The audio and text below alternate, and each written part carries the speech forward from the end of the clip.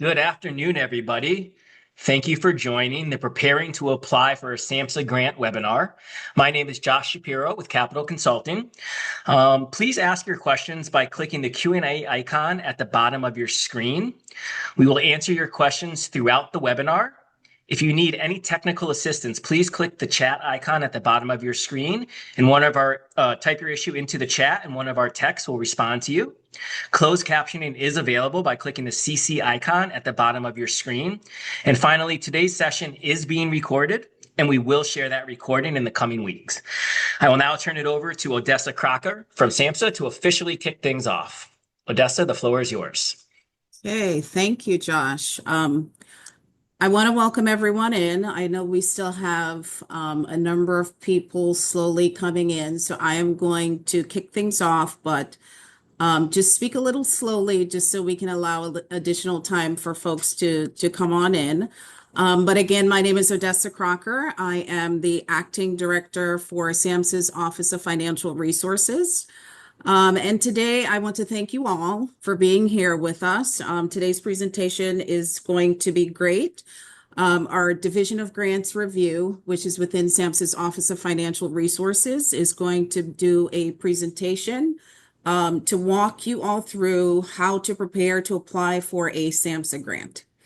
We're excited to spend the time with you today to walk you through the grant application process. We're going to talk about eligibility requirements, the resources that are available through SAMHSA and other operational or organizational sources that can help you with the application process to be successful as well.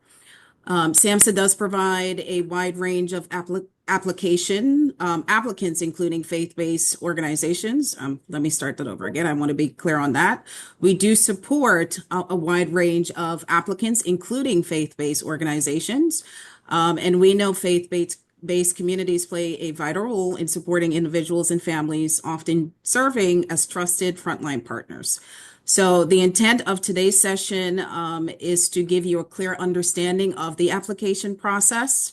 We want to help you to better understand how to navigate through the different federal systems because we do have the understanding that it can be overly complicated sometimes. So we want to simplify that process for you and to get you to a place where you feel confident that you can go through the process from beginning to end and be successful applicants and then just move from being an applicant to becoming a grant recipient. So that's the goal. That's the intent of today's session. I am going to turn it over next to Dr. Monty Burke, who is also joining us for today's presentation. Most of you are probably very familiar with him already, but I'm going to do just a quick intro before turning it over to him. He's currently the director of the HHS Center for Faith, where he leads the national partnership with faith-based and community organizations to strengthen recovery systems, workforce pathways, and second chance opportunities.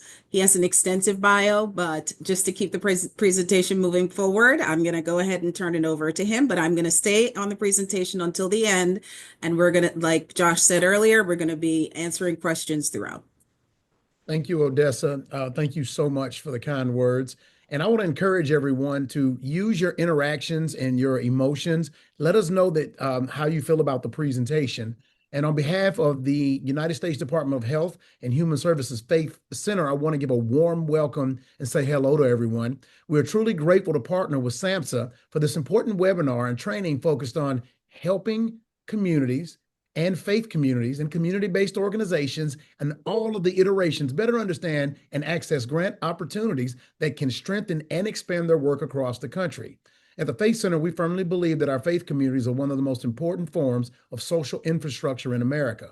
Long before systems arrive, communities and faith communities are often already there, walking alongside people during moments of crisis, recovery, grief, addiction, poverty, isolation, disaster, and reentry.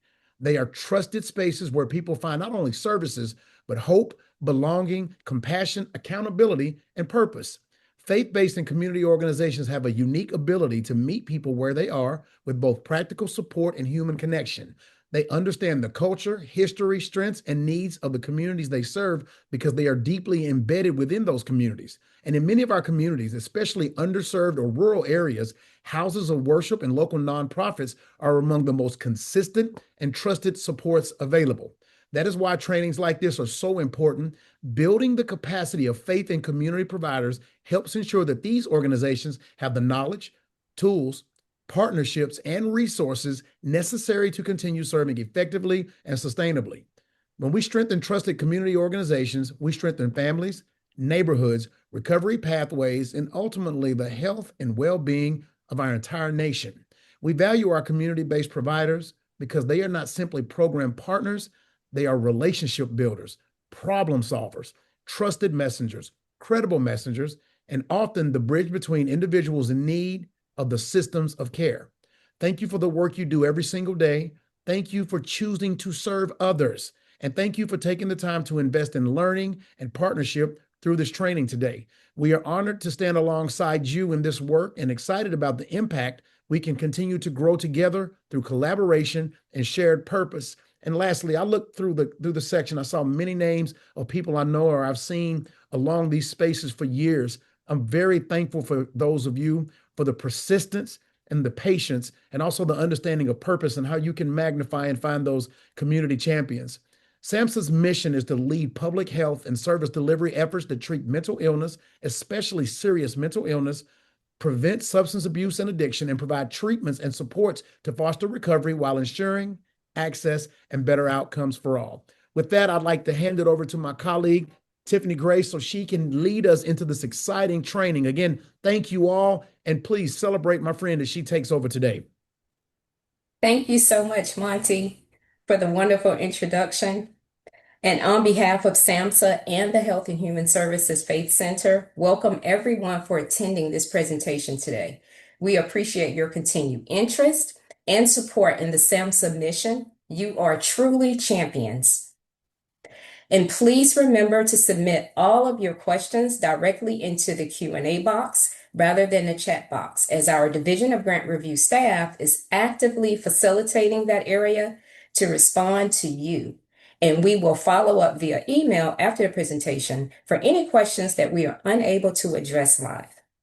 And I would also like to reiterate, for more information regarding upcoming webinars, events, funding opportunities, and new publication releases, please remember to always visit SAMHSA's website.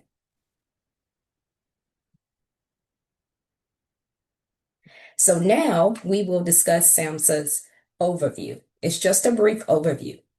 At SAMHSA, we promote mental health, prevent substance misuse, and provide treatments and support to foster recovery while ensuring access and better outcomes for all. Additionally, we provide grant awards and technical assistance to states, territories, tribes, and local communities for mental health and substance use programs. And you, our champion, engage on our resourcing, technical assistance, and grants. So now we'll go into today's agenda. First, we will discuss SAMHSA's background information. Next, preparing to apply for a SAMHSA grant, followed by registration for SAM, Grants.gov, and ERA Commons, the SAMHSA webpage for how to apply to our grants, and lastly, technical assistance and resources. And note, there will be a question and answer session at the end of the presentation in which we will discuss your questions. So now, the first topic we will discuss is the background information for SAMHSA grant programs. Now, SAMHSA discretionary grant programs are offered under one of the three SAMHSA centers. The first, the Center for Mental Health Services. Programs focus on suicide prevention, integrated care, children's mental health, peer support services, treatment for children with serious emotional disturbances, adults with serious mental illness, homelessness, supported employment, services addressing trauma, and training and technical assistance. The Center for Substance Abuse Prevention programs focus on prevention for underage drinking and substance use. And lastly, the Center for Substance Abuse Treatment. These programs focus on drug courts, adult, family, and tribal, adult reentry, recovery support services, homelessness, treatment for substance use and/or co-occurring disorders, including residential treatment for pregnant and postpartum women, treatment for opioid overdose and opioid abuse, and training and technical assistance. So now we'll talk about additional announcements. Okay, so SAMHSA announces grants through the Notice of Funding Opportunities that we also refer to in the acronym NOFOs. A listing of all fiscal year 2026 NOFO forecasts can be found at FY26 NOFO forecast on the SAMHSA website. And make sure that you subscribe to receive SAMHSA grant funding announcement emails, but you have to sign up for SAMHSA email updates on our website. Now, prior to starting the SAMHSA grant process, the organization applying should always review the NOFO eligibility section to ensure they are indeed eligible for that funding opportunity. Now, eligibility may include domestic, public, and private nonprofit entities, including faith-based organizations, states, territories, tribes, local governments, and limited eligibility such as institutes of higher education, professional organizations, and nonprofit hospitals or emergency departments. Now, additionally, the applicant should review the required activities section to ensure they can meet the program's expectations prior to beginning the application process. Now, this is an example of required activities for the Center for Substance Abuse Prevention, also referred to by its acronym CSAP for the NOFO. But please note, your organization is required to implement all required activities. So now we'll move on to our next topic. Our next topic is preparing to apply for a SAMHSA grant.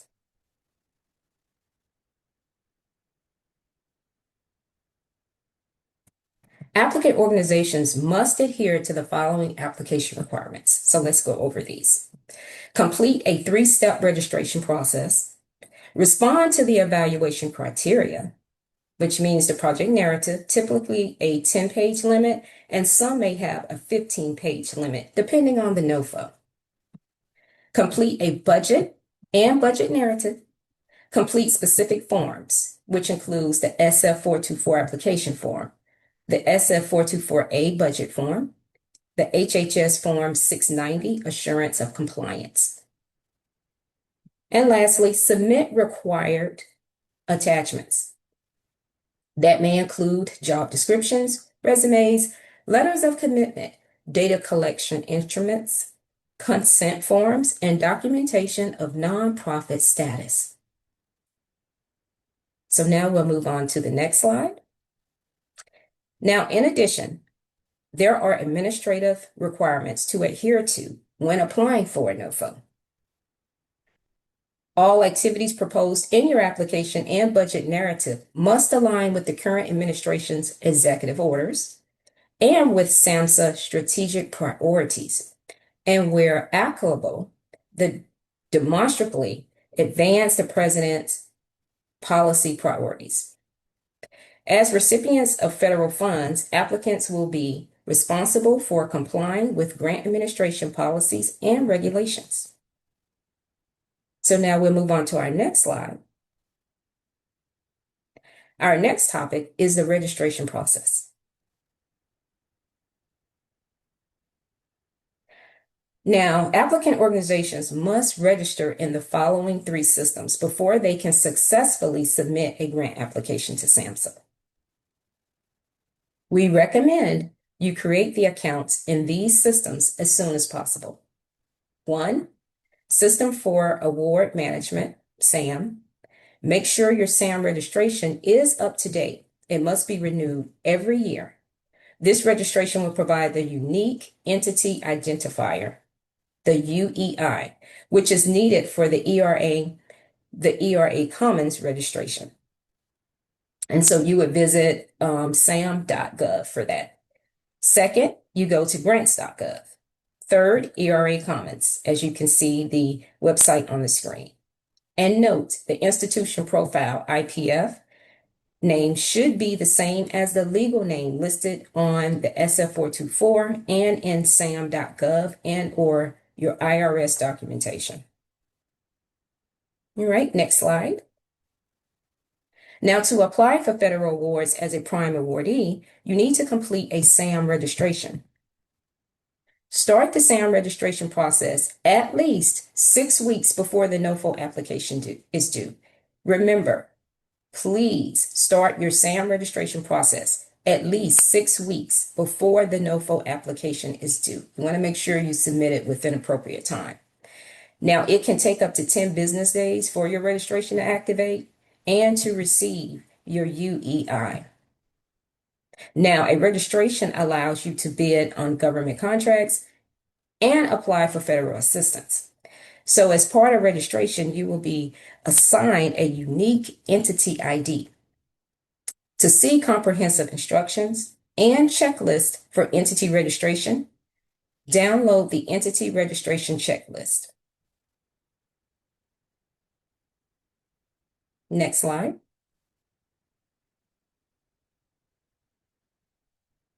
Now, the next few slides are on the SAM registration process. So as you can see on screen, this is a screenshot of what the SAM.gov page looks like upon entry. Okay, next slide.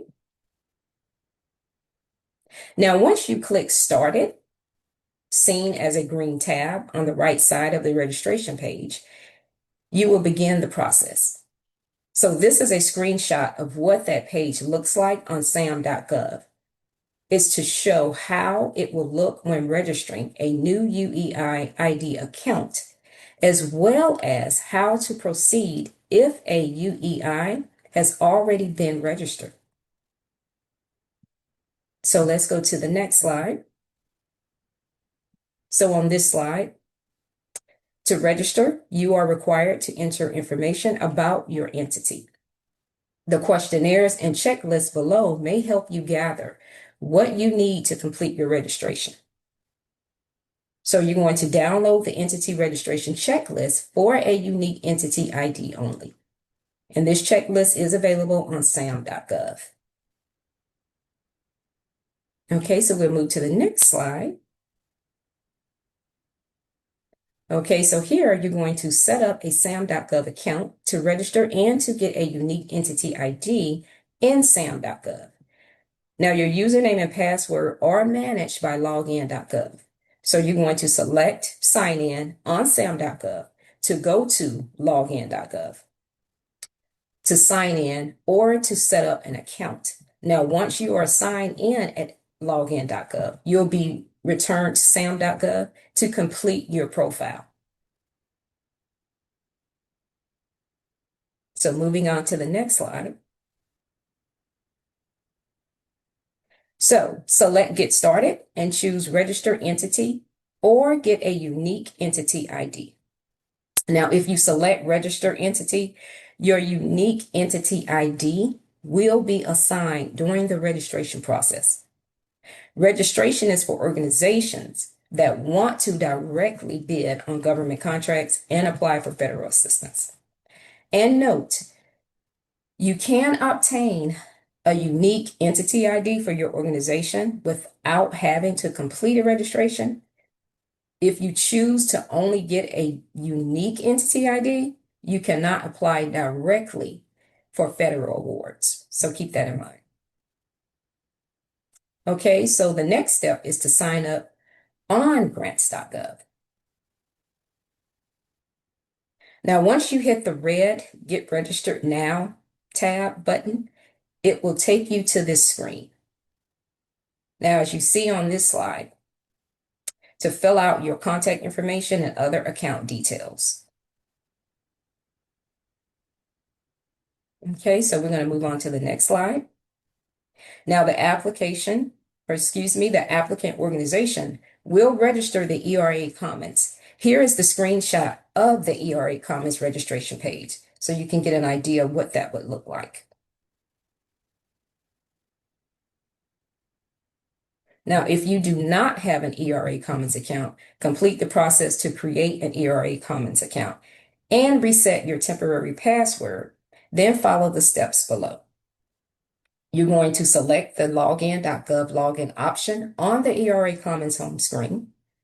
Do not go straight into login.gov to create your account. This is important. Log in to login.gov to create a new account by selecting the Create Account option.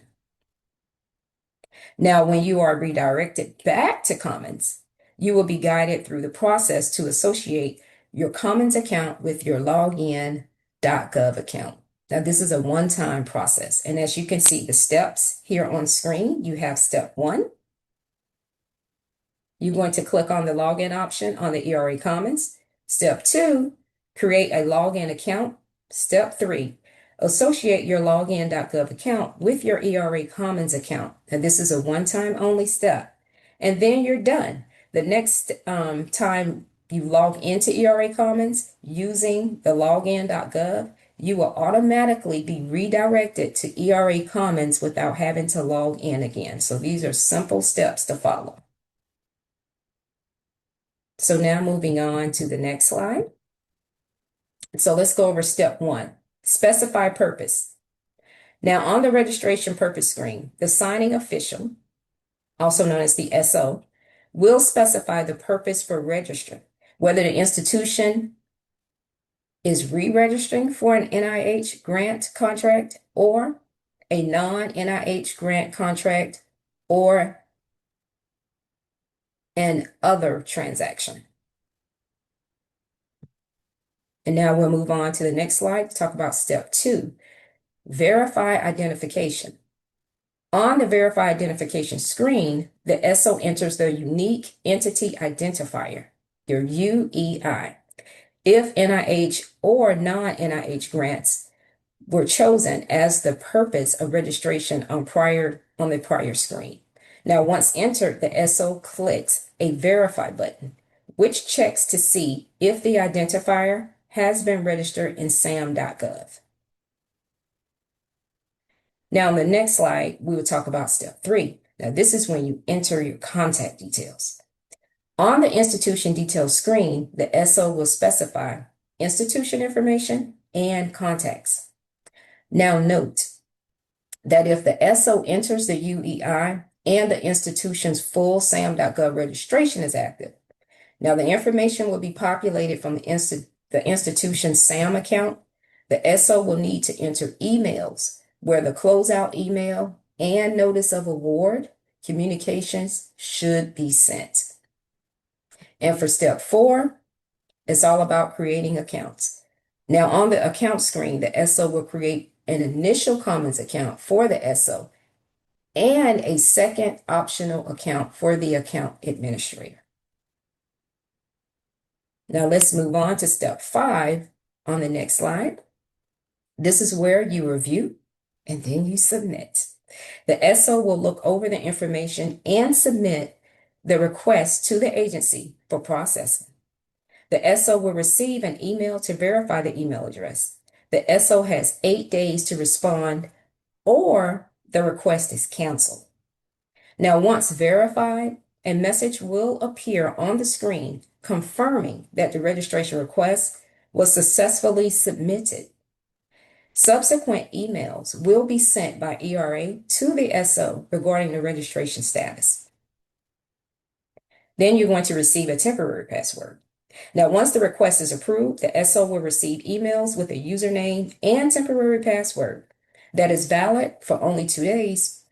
The SO will use the credentials received in the emails to log into ERA Commons and will receive a prompt to change the temporary password. So just make sure you don't miss this step. And then you will log in and confirm registration. Now the SO will then log into ERA Commons, review and confirm the institution registration request. Now at that point, the institution is active in ERA Commons, and the SO can affiliate, create, and maintain additional accounts as needed. So next slide. Now we will discuss how to apply via the SAMHSA website. So for choosing a funding opportunity, a NOFO, as we refer to it, search for a NOFO on the SAMHSA Grants Dashboard. Also search Grants.gov by the Notice of Funding Opportunity number or the Assistance Listing number. The Assistance Listing number is on page 2 of the NOFO. So each NOFO includes specific instructions for completing an application. Now regarding eligibility, only domestic, public, and private nonprofit entities can apply for SAMHSA grants. Every SAMHSA NOFO posted on the Grants Dashboard and Grants.gov will include additional eligibility requirements. That is important. Now, once an applicant organization has identified a NOFO to apply for, they should review the NOFO application guide before submitting an application. All right, so we'll proceed to the next slide to talk more about the NOFO application guide. Now, the Notice of Funding Opportunity NOFO application guide provides detailed instructions for preparing and submitting your SAMHSA grant application. This guide is referenced throughout all NOFOs. Sections referenced in the NOFO will include a hyperlink that will take you directly to that information. The application guide helps applicants to understand key parts of the application process, including the registration requirements, how to complete the required attachments, and prepare your budget. In addition, there is valuable information about federal policies and regulations that you must follow. If you're applying for a SAMHSA grant, you must download the application forms that are found on Grants.gov. You may require additional forms found on the SAMHSA website. And also, read the NOFO carefully to determine which forms you must include in your application.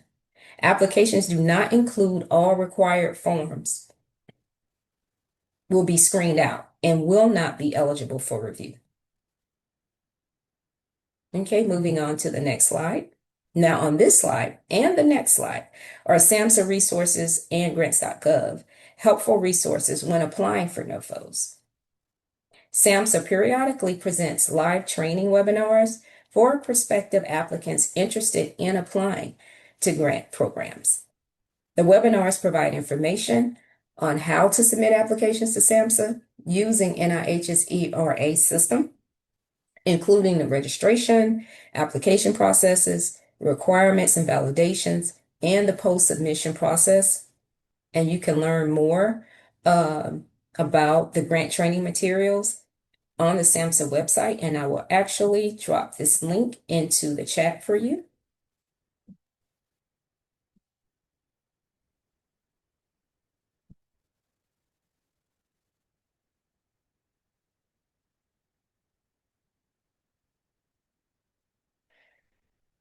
The Grants.gov video library includes information about registering, searching, and applying for federal grant opportunities.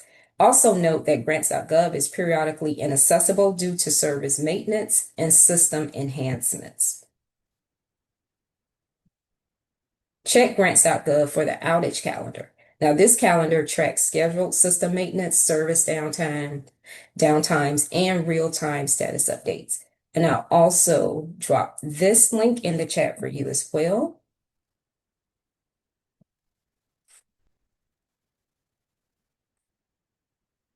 Now we'll move on to the next slide. Now this is a screenshot of what the NOFO forecast dashboard looks like on the SAMHSA website and the link to the forecast below.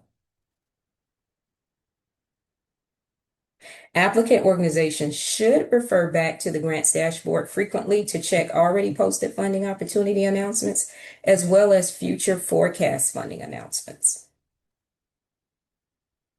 Okay, so next slide. Now here is a screenshot of what a forecast NOFO looks like on the SAMHSA site under the Grants tab.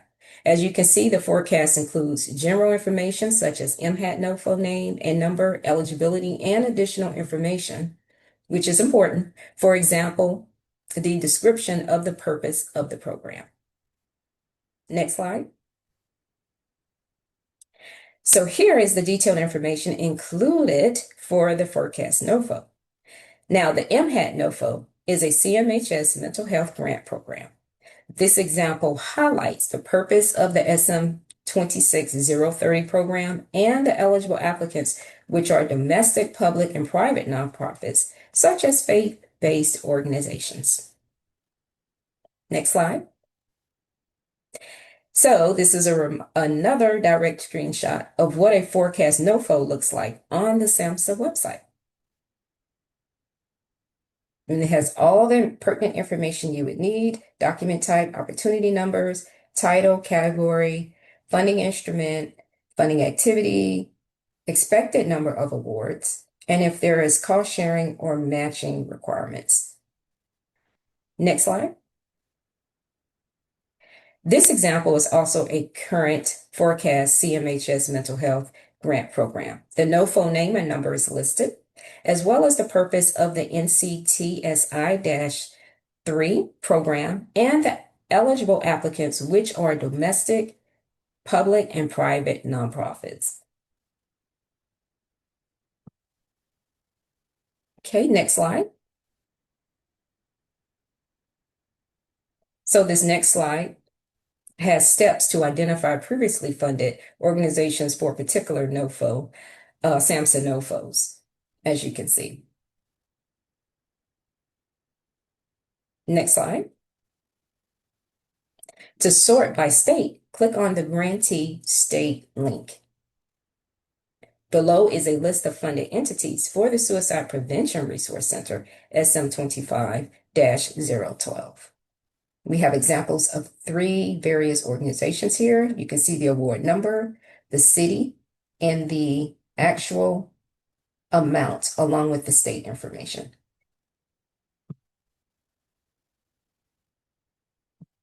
Okay, next slide.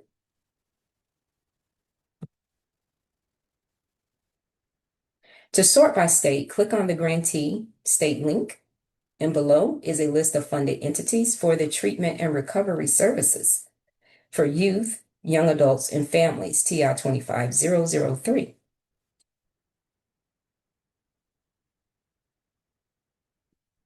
Next slide. Now, our final topic covers links and resources to assist you in the application submission process. Now, in addition, the Developing a Competitive SAMHSA Grant Application Manual is designed to provide applicants with information on how to prepare competitive, well-developed SAMHSA grant applications. And I'll also put the link in the chat for you. And please note that you will receive these slides after the presentation within a few weeks, and it will actually have all of this important information included for you to utilize. And this is very important. Actually, the Developing a Competitive Grant Application, it really helps. So please make sure that you visit our website and review it. All right, next slide. Now, lastly, here are some links which will also assist you in the application process. Note, you will receive a copy of this presentation with 3 links, as I just stated. And let's look at some of these links that are included. We have the System of Award Management, which is SAM, Grants.gov, ERA Commons Registration, ERA Help Desk, the ERA Assist, how to apply for a SAMHSA grant application tutorial video. And this is also something to really utilize that will help you tremendously in preparing your applications. Developing a competitive SAMHSA grant application, the Notice of Funding Opportunity Application Guide. And on the next slide, we have more resources. The FY26 SAMHSA Grants Dashboard, FY26 Funding Opportunity Forecast, Writing Goals, Data Collection. And this is key for developing the plan for data collection and performance measurement. Evidence-Based Practices Resource Center, the SAMHSA data webpage, the Division of Grant Review, Grants.gov video library. That's also a very tremendous tool to utilize. And lastly, please sign up for the Faith Partnerships in Action newsletter. Very important. All right, next slide. So now that this presentation is coming to a close, let's make sure you have the support to keep going. SAMHSA's faith engagement resources are here for you.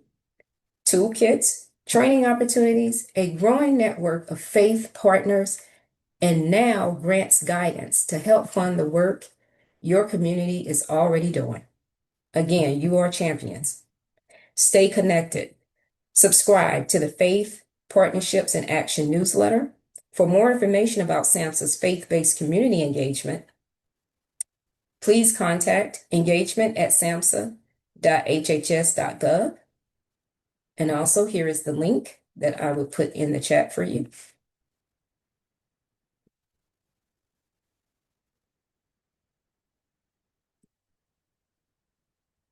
All right, so we'll move on to the next slide. Finally, we are ending with the Q&A session, everyone. We will now address your submitted questions, and we invite you to continue submitting any additional questions regarding today's presentation topics. So I will take a look at the Q&A to see if we have any pending questions.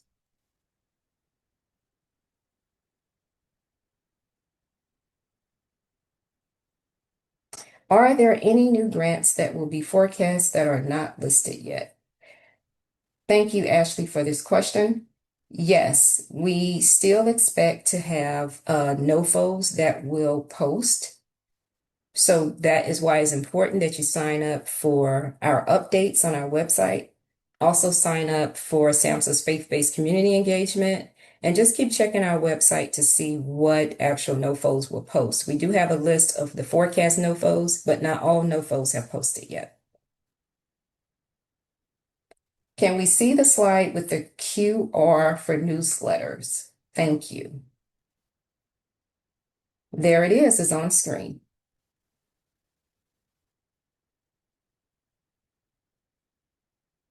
Where are the NOFOs? The NOFOs are on the samhsa.gov website. And also NOFOs are posted on Grants.gov. Thank you, Vivian, for that question. Thank you, Corey. Tiffany, can I also add that I added the link that takes you directly to the FY26 funding opportunities. So that is in Awesome. the chat as well. And then there's also the link that takes you directly to our forecasted NOFOs for this year as well. Thank you, So both of Odessa. those are in the chat. Thank you. All right, everyone, make sure you capture those links and go to the website today.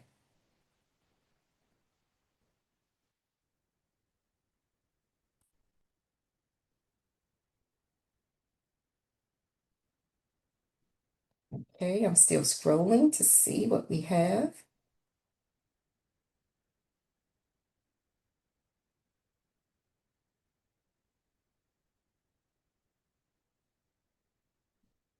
And remember, if we're not able to answer all the questions today, we will send out a Q&A of all of this information to you.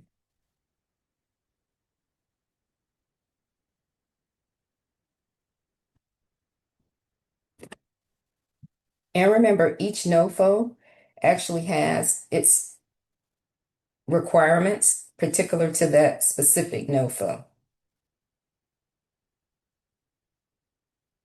Yes, the websites will be included in the slides when they are accessible to all the participants today.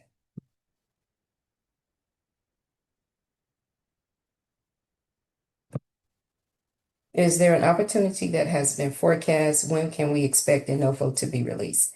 We really don't have a definite answer on that, just to continue to check the website for any forecast NOFOs and for any NOFOs that have posted. Yes, there is a link to directly sign up for the SAMHSA website. Could someone put that in the chat, please, for Sherry?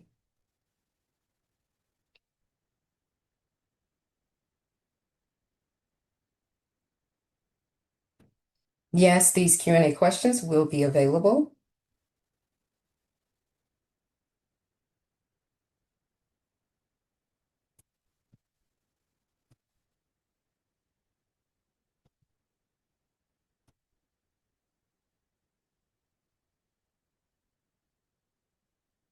We have a lot of questions today. This is awesome.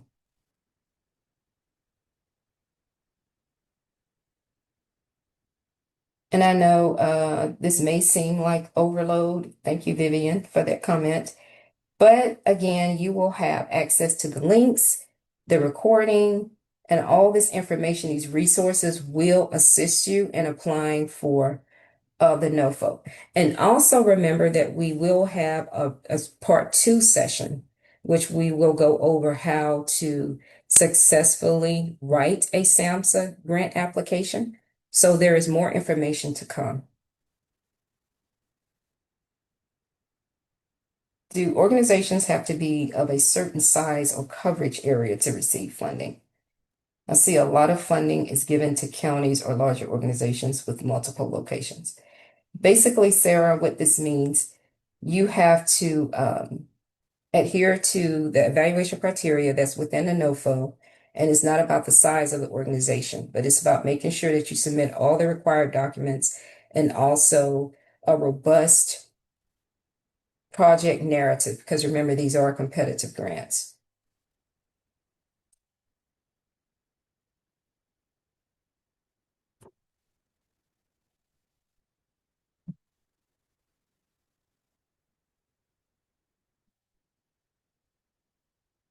Chris, we do not frown upon churches. As long as you are a 501c, you can apply.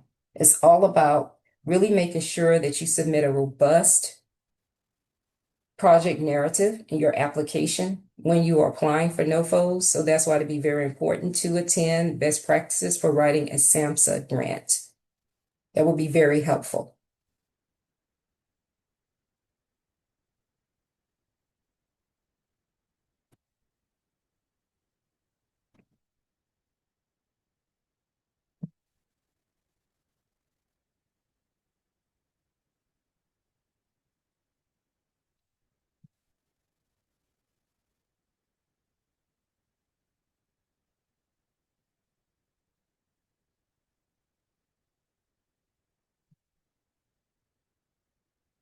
Okay.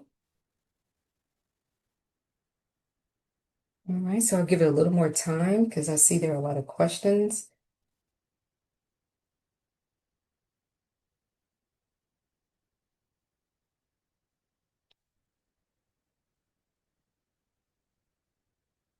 No favors are given to larger organizations versus small. It's all about submitting a robust application and addressing all the pertinent information in the evaluation criteria.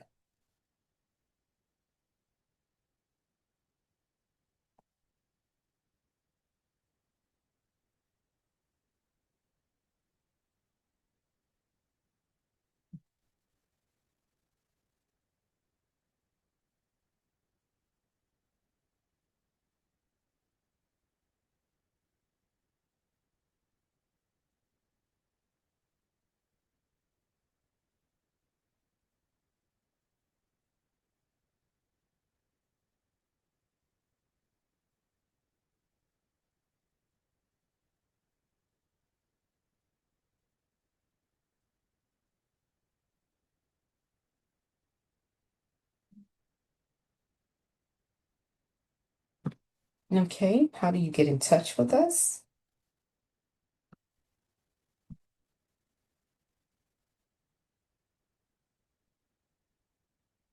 All right, let me give you the link for that.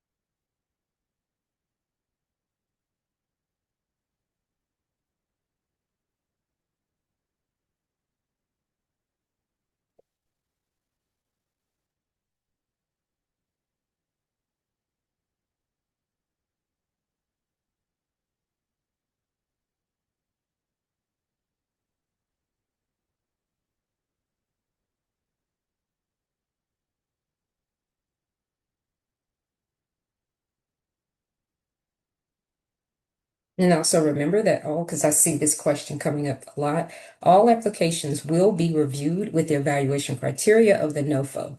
Now, if a NOFO were to have set aside funding for a particular type of organization, that will be detailed in the NOFO announcement.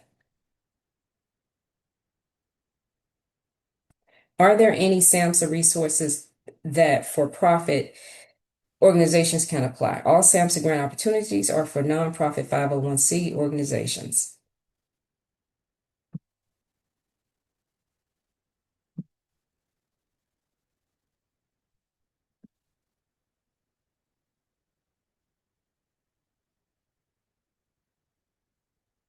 And remember, local and state governments, federally designated tribal organizations, U.S. territories, public state-controlled institutions of higher learning, and nonprofit organizations can apply.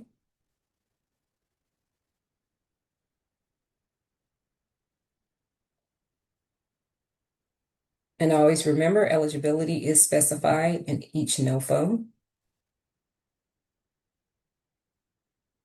Now, the forecast NOFO list on SAMHSA's website is updated as new NOFO opportunities become available and or known. Most are forecast, but some pop up once funding is finalized.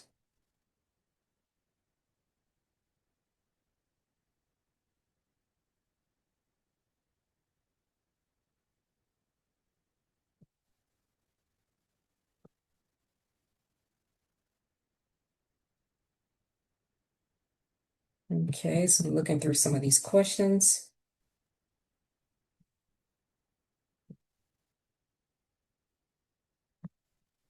Okay, for a question about smaller organizations. Now, we recommend utilizing SAMHSA's grants resources on our homepage, which has an application guide, how to develop a competitive grant document, and other resources.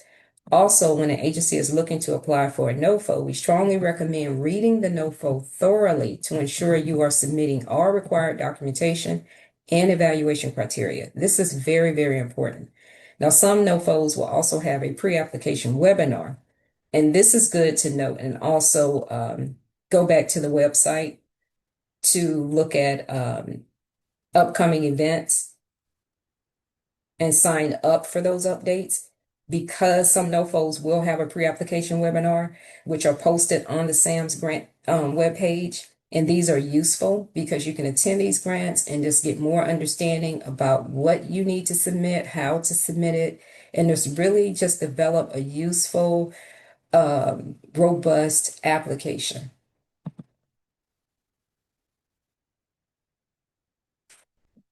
And I'm going to put the link in the chat box again to go straight to the grants page, just in case you missed it.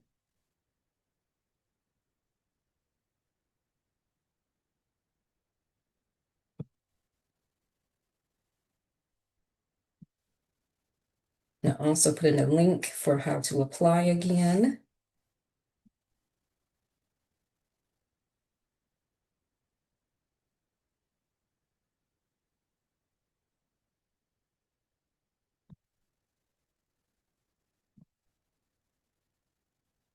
And here is the dashboard for forecasts that is in the chat.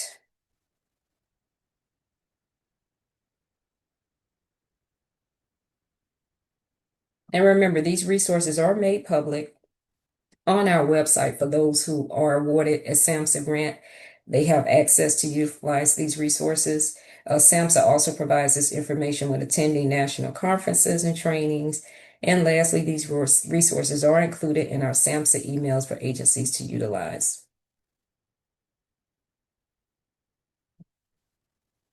Are there any limitations, restrictions on faith-based nonprofit mental health organizations when applying for grants or in their ability to receive grants?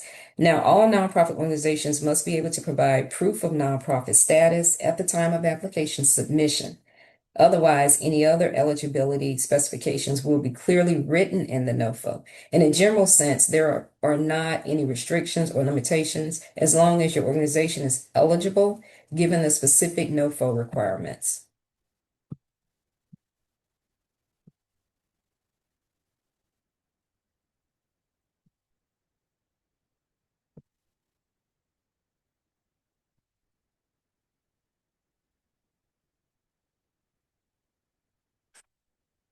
Again, please see SAMHSA's grant page for more information on its definitions, terms, and types of funded projects. The peer reviewers evaluate based on the evaluation criteria given for each NOFA.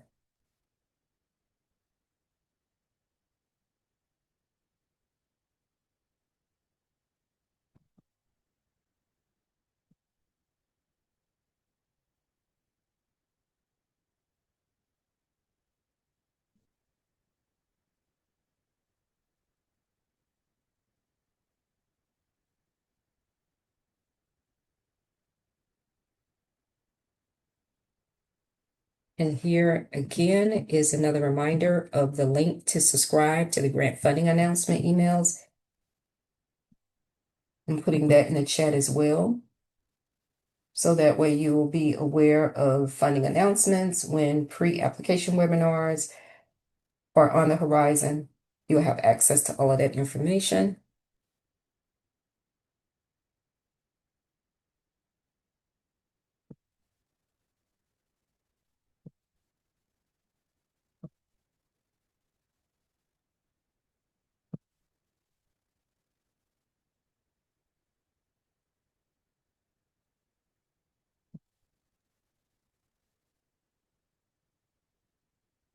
Okay, and remember, agencies who have never applied for or received a SAMHSA grant are eligible to apply as long as they meet the nonprofit 501c3 status.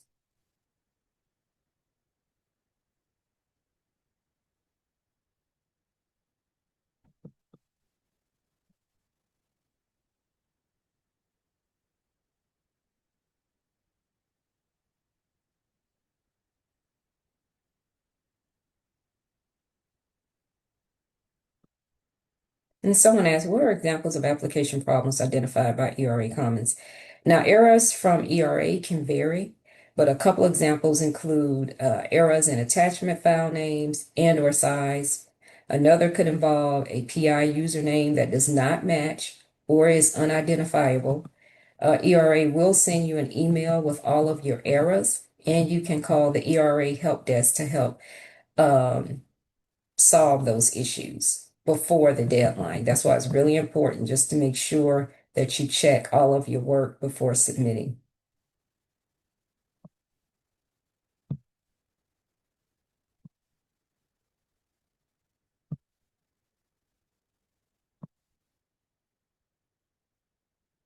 Okay, let's see what else we have.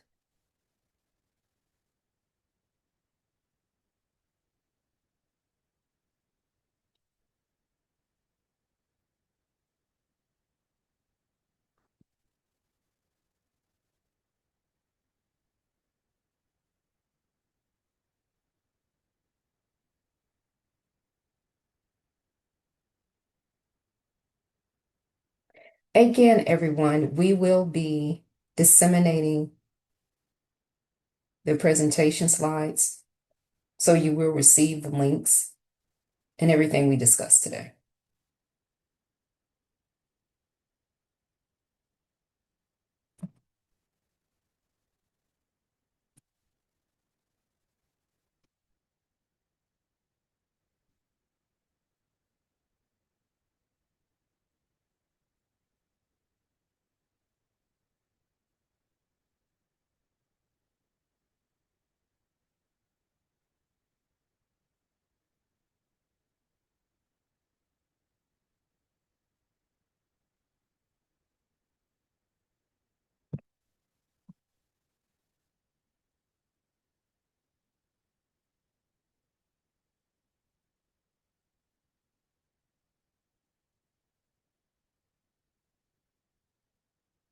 Okay, someone asked,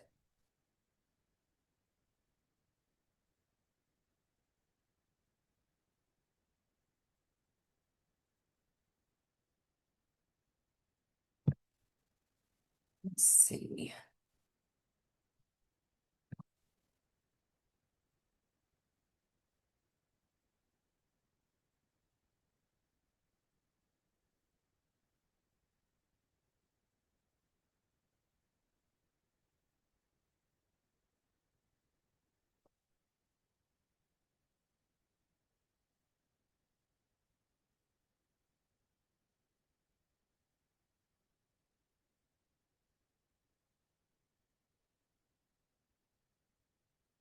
Okay, Gary, your question, where can we find previous NOFO grant applications to review what was submitted and identify which applications were approved so we can use them as a mock example or template for our own application?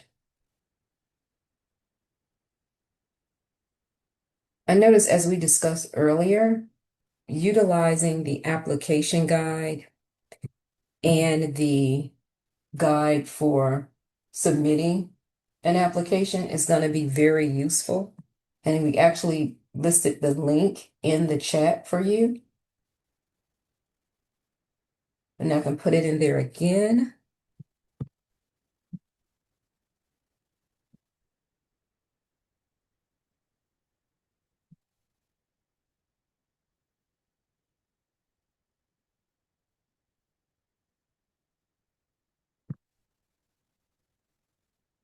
We also have the how to apply for a SAMHSA grant applicant tutorial video, which is also helpful. So I'll put that in the chat. These are a lot of resources that you can utilize. And then we have developing a competitive SAMHSA grant.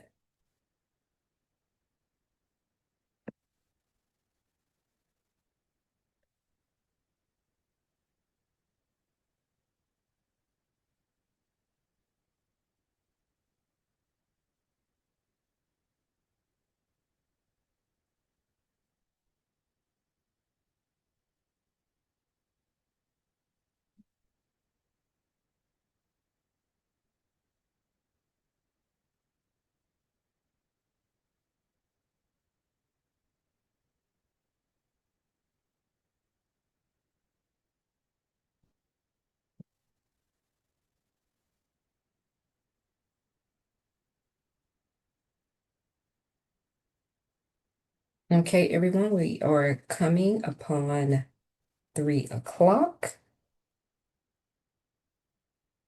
And remember, we will compile your questions if we were not able to provide an answer within this time.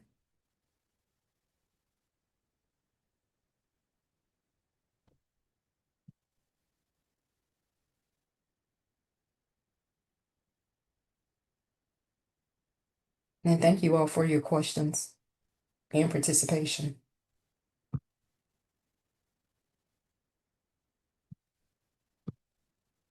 And I want to reiterate, please make sure to utilize these resources. They will help you tremendously. And also make sure that you are able to participate in part 2 of the training, which will be held on June 3rd at 2 p.m. Eastern Standard Time.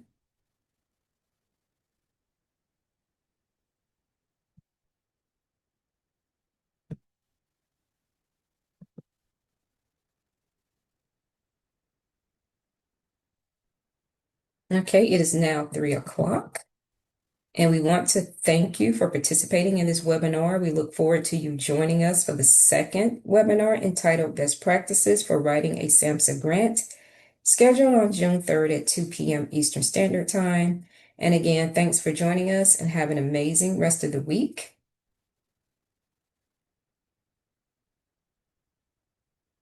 And remember, you will receive a copy of this presentation along with the audio. And all of these resources discussed will be included in the presentation.